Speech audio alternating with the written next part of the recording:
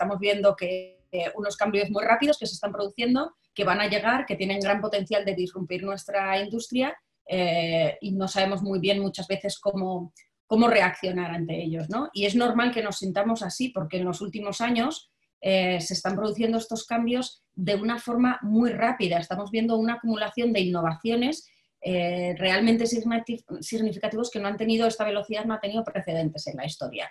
Se habla de un momento Gutenberg cuando se inventó la imprenta como ese punto en la historia que hubo un antes y un después y supuso realmente un nuevo mundo, ¿no? Supuso un antes y un después, un cambio del curso de la historia. Pues ahora mismo tenemos aproximadamente más de una veintena de tecnologías que están doblando su relación precio-rendimiento y que tienen el potencial de generar cada una de ellas varios momentos Gutenberg a muy corto plazo, ¿no? Con esa capacidad cada uno de ellos, cada uno de estos momentos de cambiarlo todo.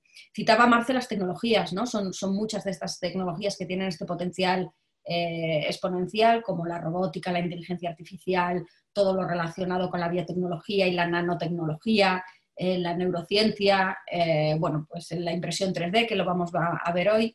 Y bueno, estas tecnologías, una de las cosas que nos están permitiendo en lo que se ha llamado la cuarta revolución industrial es conectar con la abundancia. Este concepto, desarrollado sobre todo en este libro que os comento de Peter Diamandis, que veis aquí, explica cómo muchos negocios hasta ahora se basaban en la escasez, eran modelos de negocio basados en la escasez. Sin embargo, ahora estas nuevas tecnologías lo que han hecho es abrir el potencial de la abundancia. Por ejemplo, Airbnb, que ha sido uno de los modelos más disruptivos de industrias en este momento, lo que hace es conectar la abundancia de espacios de alojamiento disponibles, inicialmente en hogares de personas, con personas que quieren utilizar esos espacios. Lo mismo nos pasa con Uber, lo mismo nos pasa con un montón de nuevos modelos de negocio que han surgido a base precisamente de conectar esa abundancia. Las nuevas tecnologías que nos están permitiendo también que el precio de la energía, por ejemplo, o el precio de muchas cosas esté tendiendo cada vez más a cero, con lo cual está acelerando esas mismas tecnologías, la adopción de tecnologías que necesitan energía y para las cuales antes pues podía ser un hándicap o un inconveniente, pero ahora tendiendo a cero ese coste, pues realmente se abre un mundo de posibilidades muy grande que hasta ahora no teníamos. ¿Esto qué es lo que ha hecho? Que haya una serie de empresas que hayan despuntado especialmente porque han conseguido unos rendimientos muy superiores a los restos de su industria, ¿no? Rendimientos en torno a su facturación, pero también que hacen algo 10 veces mejor, más rápido, más barato. Y bueno, pues aquí estáis viendo algunas de ellas que todos tenemos en mente, que están consideradas como algunas de las empresas más disruptoras del momento. Entonces, desde la Singularity University, un grupo de personas que son quienes han creado el modelo EXO, se dedicaron a estudiar qué tenían en común estas empresas, cómo habían hecho para lograr esta exponencialidad. Y lo que identificaron fue que tenían al menos un grupo representativo de estos atributos que veis aquí. Una serie de atributos, los que veis a la izquierda, como el estar bajo demanda, las comunidades, el uso de algoritmos, activos apalancados o esa capacidad de generar compromiso, que les permiten a estas empresas conectar con esa abundancia que hemos visto. Y los atributos que tenemos a la derecha, pues los dashboards o los cuadros de mandos, interfaces, el estar constantemente experimentando, innovando, generar equipos más bien horizontales con mucha autonomía, etcétera, son los que permiten gestionar esa abundancia. No voy a entrar en mucho más detalle en esta parte, si alguien tiene interés luego podéis contactar conmigo y entramos en mucho detalle esto porque podríamos poner ejemplos, porque yo hoy lo que quería era asimilar esto, acercarlo al mundo de la industria de la alimentación. Porque diréis, bueno, nos hemos confundido de conferencia, veníamos aquí a que nos hablaran del futuro de la alimentación y nos están hablando de tecnología y de exponencialidad, ¿no? Esto no es. Bueno, pues efectivamente sí que hay en el mundo de la alimentación la posibilidad de hacer crecer nuestros negocios de una forma exponencial y si no convertirnos en empresas exponenciales, sí utilizar ese conocimiento de los atributos que han hecho tan especiales a estas empresas para intentar convertir a nuestras empresas en que tengan ese potencial de crecimiento, ese potencial de innovación, de desarrollo de nuevos modelos de negocio que pueden ser dentro de nuestro modelo de negocio tradicional o incluso fuera de nuestro modelo de negocio tradicional, porque queremos seguir caminos nuevos o disrumpir otras industrias. O nos van a permitir, y esto es muy importante, prepararnos mejor, estar mejor preparados para cuando llegue una disrupción que, como hemos visto, llegan, esto no es Pedro y el lobo termina llegando en algún momento, que seamos más resilientes, que tengamos más capacidad de responder ante esas disrupciones que pueden llegar, como están llegando en muchas otras industrias, de agentes que vienen de fuera de nuestra industria habitual. Así que, analizando estos componentes, estos atributos, dentro del equipo de EXO, una de las cosas que hizo fue analizar todas las empresas de Fortune 100, de las 100 primeras empresas, y aplicándoles una serie de parámetros, ver qué nivel de exponencialidad tenían. Lógicamente, las que aparecen en primer nivel pues son Google, Apple y Amazon, pero luego también aparecen empresas de la industria de la alimentación, porque cuando yo estaba entrando en este mundo, esta especialización, parece que solamente puedan crecer exponencialmente las empresas dedicadas a la tecnología, al software, a las plataformas, a la pura tecnología, ¿no? Y sí que nos encontramos que, por ejemplo, estas marcas que veis aquí, la última es Tyson, si no la conocéis, es el mayor productor de carne de Estados Unidos, están dentro de las 100 primeras empresas exponenciales. Así que algo tan tangible, tan relacionado con la experiencia, con las emociones, como la comida, también puede crecer y puede tener atributos exponenciales. Así que hoy quería hablaros de algunos de estos ejemplos de esta exponential food, de este concepto que estoy tratando, de cuáles son aquellas empresas que tienen esas capacidades y que están utilizando esos atributos para conectar con la abundancia y gestionar la abundancia y desarrollar innovaciones y nuevos modelos de negocio. Uno de ellos, lo habréis visto, habréis oído hablar de ello y además estamos en un momento muy interesante porque es el concepto de la impresión de comida en 3D. Y digo que estamos en un momento muy interesante porque en las dos compañías que veis que están aquí representadas, bueno, una es aquí y otra es la siguiente slide, están compitiendo ahora mismo, pero mano a mano, para ver cuál de ellas es la primera que consigue poner un filete de carne impreso en impresora 3D completamente vegetal, de ingredientes 100% vegetales, antes de que termine el año. ¿Vale? Lo veremos, yo os lo dejo aquí, sé que los dos están compitiendo, los dos han prometido hacerlo antes de que termine el año y veremos cuál es. Esta foto de la izquierda es una demo que estuvimos haciendo en HIP este año, en el Congreso de Innovación de Hospitality que se celebra en Madrid en febrero, justo antes de que todo cayera. Y este fue un filete que se imprimió directamente mientras estábamos dando las conferencias, lo pudo ver todo el mundo y que además cocinamos luego y consumimos en directo. Y os podéis imaginar, estáis viendo un poco cómo es la textura de este filete. Pedro, no sé si creo que también tuviste la oportunidad de probarlo, y cómo la textura, otros alimentos que habíamos visto, plant-based, hamburguesas plant-based, etcétera, estaban más pensados como tipo de carne picada, y estos son los primeros ejemplos que realmente lo que intenta es reproducir el filete, ¿no? Esa estructura del músculo. Durante este tiempo de pandemia, Novamit, que además es una startup española, ha estado trabajando, y lo de la derecha es cerdo, sería como carne de cerdo alternativa hecha 100% con ingredientes vegetales en una impresora 3D. Y como veis también, en este caso no reproducen el formato filete, sino el formato sería como de brocheta, ¿no? Pero que no es algo picado, sino que es algo en una pieza. Su gran competidor es una empresa israelí que se llama Redefine Meat, que está colaborando con una de las grandes líderes del sector en el ámbito de los ingredientes, y una de las cosas muy interesantes que ha hecho es, junto con Givaudan, hacer un mapa digital o mapear 70 parámetros sensoriales relacionados con la carne para identificarlos y reproducirlos luego en su impresión 3D. 70 parámetros que están relacionados con principalmente 3 áreas: el sabor, la textura y la jugosidad, ¿vale? Y de cada uno de ellos se extraen múltiples parámetros adicionales, de forma que uno a uno intentan reproducirlos en estas impresoras 3D que tienen con cartuchos, ¿vale? Una de las ventajas que tiene este formato, aparte de las relacionadas con la sostenibilidad que ya tendréis en mente, de la utilización de animales, etcétera, es que cada una de estas piezas se puede fabricar de forma individual, con lo cual tú puedes ajustar estos parámetros, incluso los parámetros nutricionales, para cada una de las piezas. Es decir, tú puedes hacer un filete, un bistec, que tenga más o menos cantidad de grasa, que tenga más o menos intensidad de sabor. Y eso para cada una de las piezas. Imaginaros la oportunidad que supone esto. Y el modelo de negocio de estas empresas no será, tanto de la una como de la otra, no será tanto vender estas carnes vegetales, sino licenciar la tecnología para que sean los productores habituales de carne o incluso a futuro los supermercados los que comercialicen el producto final a los consumidores, de forma que cada uno lo pueda adaptar a la demanda o la cultura que hay en el país.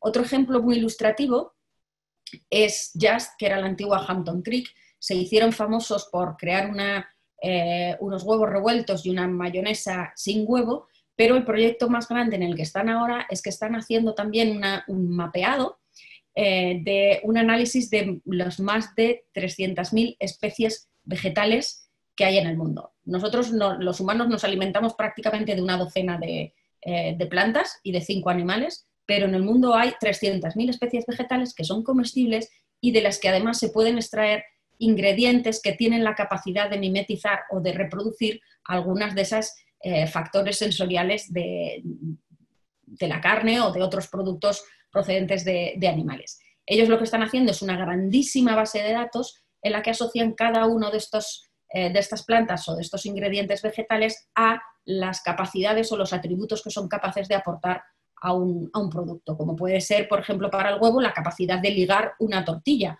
o de hacer esponjoso un bizcocho, ¿no? Porque el huevo tiene muchas propiedades, no solamente las proteínas, sino que hay que darle propiedades. Entonces ellos lo que están haciendo es conectar esa abundancia inmensa que hay de vegetales, analizarla bien para poder gestionarla y ponerla al servicio de las empresas que crean estos productos plant-based, de forma que puedan identificar más fácilmente cuáles son aquellos que incorporar para sus nuevos productos. Algo similar es lo que está haciendo esta empresa chilena, que la calificaron como comida algorítmica y en la que ha invertido recientemente Jeff Bezos, el fundador de Amazon, y que bueno, pues hace exactamente lo mismo, ¿no? Un enorme big data de ingredientes vegetales para incorporarlos a productos que sean una alternativa. Pasamos del terreno plant-based al otro de las grandes expectativas que hay. Ya veis que Bill Gates lo colocaba como una de las tecnologías más disruptivas de estos años, que es la carne cultivada. Es decir, aquella carne que ya no se hace a partir de productos vegetales, sino que se hace a partir de células animales que se cultivan, que digamos, se hacen crecer dentro de instalaciones científicas, ¿de acuerdo? Entonces, hay algunos, por ejemplo, se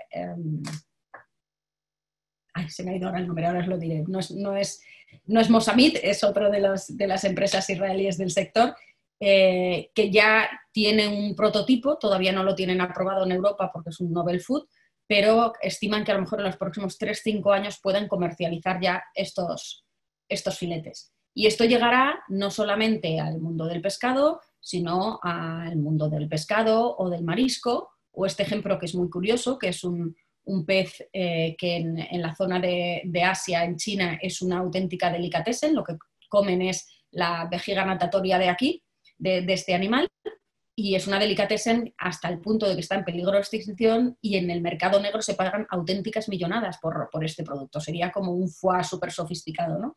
Bueno, pues están intentando reproducirlo de forma que no se esquilme a la especie, que no hagan desaparecer a la especie y que se reproduzca a partir de células en un laboratorio. Esto, como me gusta decir, son tendencias, pero que mueven el mercado y mueven la inversión también. Estas son las cifras de inversión en Clean Meat del último año y, como veréis, el incremento del interés de los inversores por este tipo de productos y el número de empresas que cada vez más se suman, pues es más importante. Esto sería en cuanto a producto, pero hay otro ejemplo muy claro de empresas con potencial de exponencialidad y que trabajan en el ámbito de la industria de alimentación. Un ejemplo de libro serían Deliveroo y todas sus hermanas del sector del delivery, las plataformas, el concepto de plataforma, que conecta la abundancia de restaurantes que no son suyos, son de los dueños de los restaurantes, con una demanda, que se encargan de activar y de motivar, y que están basados además en una potentísima tecnología para hacer ese sistema de logístico súper eficiente para hacerlo sostenible. Igual que ellas, hay todas las empresas hermanas, y que además ahora están impulsando ese concepto de las dark kitchen o las cocinas oscuras, que todavía profundizan más en este concepto de activos apalancados, staff on demand y plataformas exponenciales con capacidad de crecimiento exponencial y que están revolucionando la industria de la alimentación. Solo tenemos que ver lo que ha ocurrido en los últimos meses para ver el potencial que tienen realmente.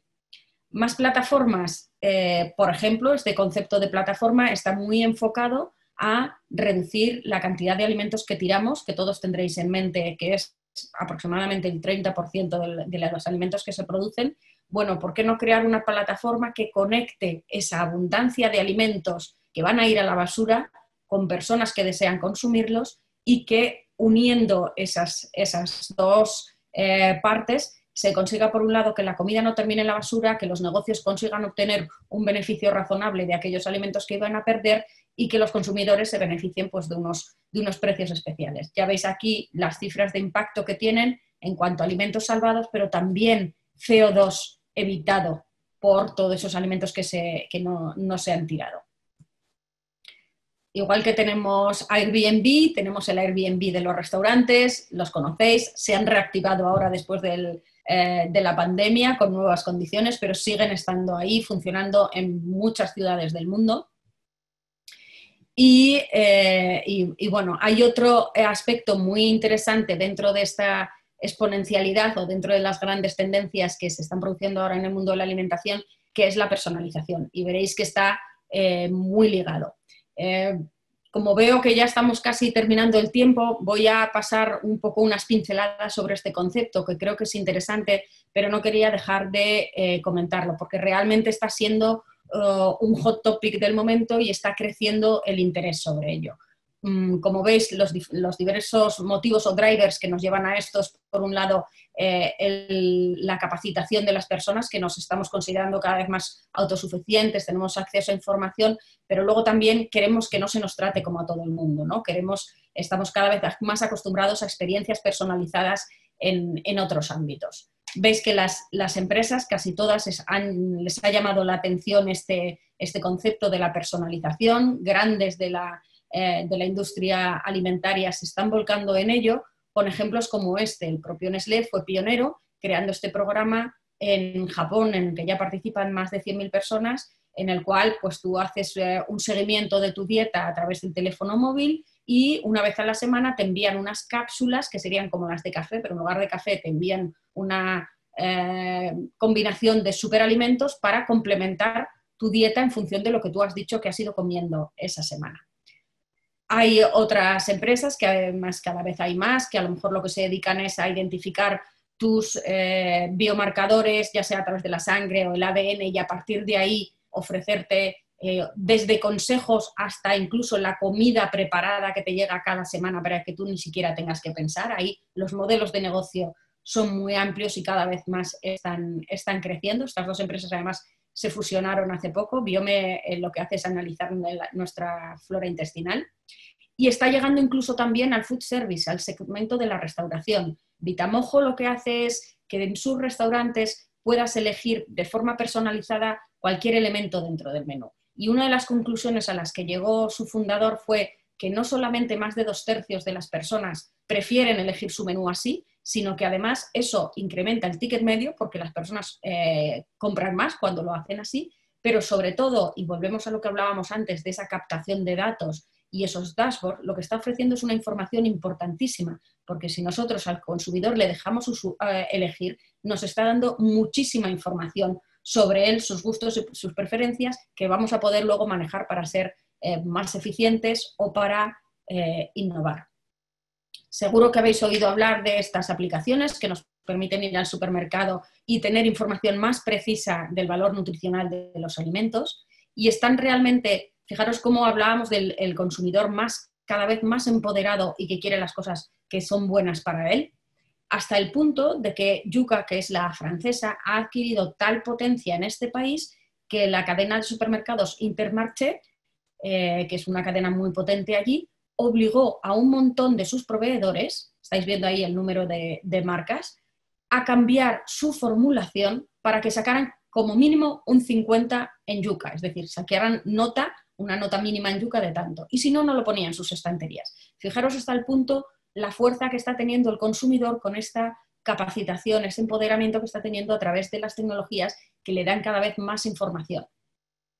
Y estamos en el mundo que yo llamé en su momento el momento Netflix de la alimentación, porque la personalización nos llega a través de muchos sitios. Todos estamos acostumbrados ya a utilizar este tipo de plataformas y que nos propongan una serie de contenidos que van a ser adecuados para nosotros. En Amazon igual, en muchos sitios. Ya es una experiencia que tenemos incorporada a nosotros, hasta el punto de que Netflix, si no utilizara ese motor de personalización para las personas, dejaría de ganar, de facturar 1.000 millones de dólares al año. Es decir, fijaros el impacto que tiene el ayudarnos a elegir y el saber a ofrecernos exactamente aquello que necesitamos. Como digo, es una tendencia que al final mueve el mercado, la personalización, tiene un crecimiento, los productos, este tipo de productos y otros que están relacionados con ofrecernos un tipo de alimentación cada vez más personalizada, está creciendo a un 6,5% anualmente y las previsiones de ventas son muy grandes. Fijaros el interés que hay cada vez que se busca en Internet, el buzz que hay de este tipo de productos. Así que es una de las tendencias muy, muy fuertes y que tiene esa capacidad de hacer crecer modelos de negocio y convertirlos en exponenciales. Y ya por terminar, el futuro hacia dónde vamos. Esto es un experimento muy interesante que hizo Ericsson, en el que les preguntaba a los consumidores qué creían que habría ocurrido dentro de en 2030, es decir, dentro de 10 años, qué cosas tendríamos ya disponibles. Y hay dos que llaman especialmente la atención porque nos afectan en el mundo de la industria de alimentación. Los consumidores consideran, el 44% consideran que podremos tener un dispositivo en la boca X que podrá representar cualquier sabor que nos guste. Es decir, no tendremos que comer lo que nos gusta, sino que a lo mejor solamente ese dispositivo será capaz de generar ese sabor, ¿no? Con lo cual podremos comer cualquier alimento, aunque originariamente no nos guste. Y segundo, los consumidores consideran que algo que será probable que ocurra es que seremos capaces de visitar digitalmente bosques, campos, incluyendo la experiencia de percibir todos los olores naturales de estos lugares. Cambiad bosque por cambiar cocina, el horno de leña de la pizzería, nuestra pizzería favorita o cualquier alimento, y fijaros el impacto que esto puede tener en la industria de la alimentación y en la forma en que nos vamos a alimentar en el futuro.